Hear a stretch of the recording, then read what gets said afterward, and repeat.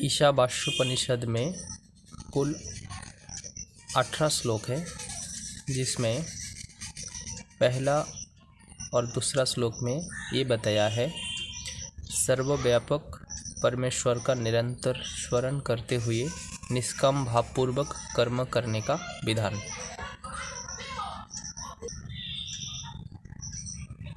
पहला श्लोक का अर्थ है, अखिल ब्रह्मांड में जो कुछ भी जड़ चेतन स्वरूप जगत है, यह समस्त ईश्वर से व्याप्त है। उस ईश्वर को साथ रखते हुए त्यागपूर्वक इसे भोगते रहो, इसमें आसक्त मत हो, क्योंकि धन भोग्य पदार्थ किसका है, अर्थात किसी का भी नहीं है।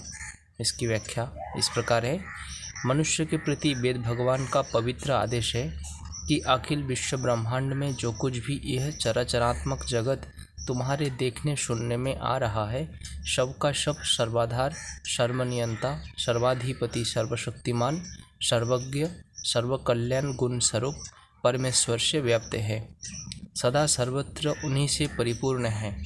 इसका कोई भी अंश उनसे रहित नहीं है।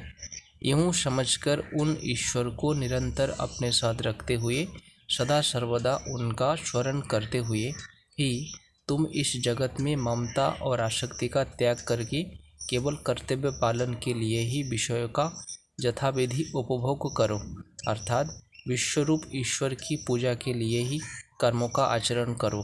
विषय में मन को मत फंसने दो, इसी में तुम्हारा निश्चित कल्याण है। वस्तुतः ये भोग्य पदार्थ किसी के भी नहीं है। मनुष्य भूल से ही इनमें ममता और आसक्ति कर बैठता है। ये सब परमेश्वर के हैं और उन्हीं के प्रसन्नता के लिए इनका उपयोग होना चाहिए। ये ईशावास्योपनिषद का दूसरा श्लोक है।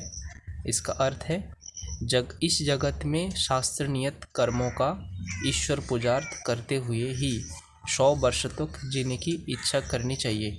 इस प्रकार त्याग भाव से परमेश्वर के लिए किए जाने वाले कर्म तुम मनुष्य में लिप्त नहीं होंगे।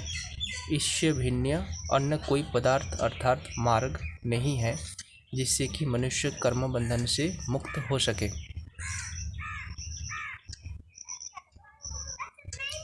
इसकी व्याख्या है, पूर्व मंत्र के कथानुसार जगत के एकमात्र कर्ता, धर्ता, हर्ता, सर्वशक्तिमान, सर्वमय परमेश्वर का सतत स्मरण रखते हुए सब कुछ उन्हीं का समझकर उन्हीं की पूजा के लिए शास्त्र नियत कर्तव्य कर्मों का आचरण करते हुए ही 100 वर्ष तक जीने का इच्छा करो।